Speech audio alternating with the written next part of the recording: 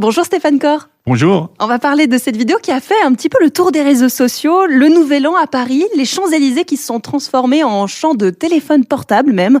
Qui est-ce qui a même regardé les feux d'artifice du Nouvel An ? Franchement.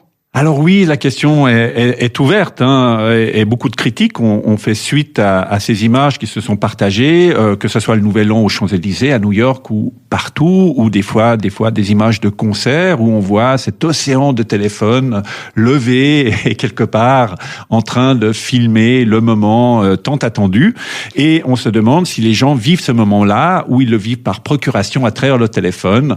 Et est-ce que vraiment il y a besoin d'être sur place si c'est pour quelque part donner toute son attention à son périphérique mobile plutôt qu'à ce qui se passe en ce moment. Surtout que la tristesse absolue dans les concerts à l'époque, on sortait le briquet, on se brûlait les doigts, ça faisait des petites lumières. Là, en plus, maintenant, c'est les flashs des téléphones. C'est un peu moins sexy, hein.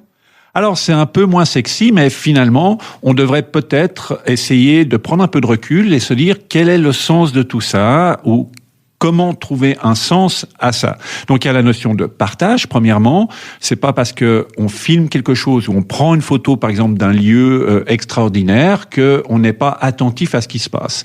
On a la capacité aussi d'attribuer son attention. Alors, bien sûr que dans le cadre peut-être d'un concert, on va avoir moins d'attention par rapport à la star pour qui, finalement, on a fait la démarche de venir assister, avec laquelle on a un lien émotionnel fort, suffisamment fort, en tout cas pour payer le ticket d'entrée et être là.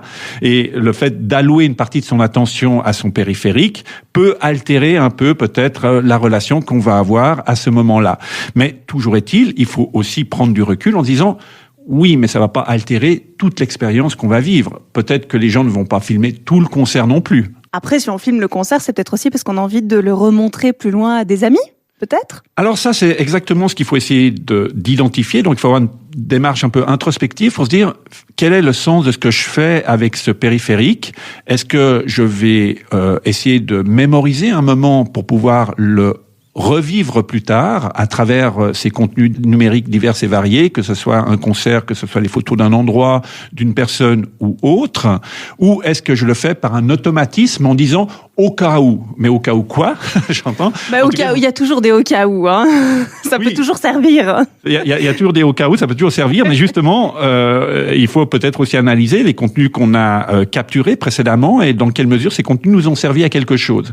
Derrière, il y a plein d'options qui sont intéressantes. Par exemple, la construction du souvenir ou la reconstruction du souvenir d'un parcours de vie.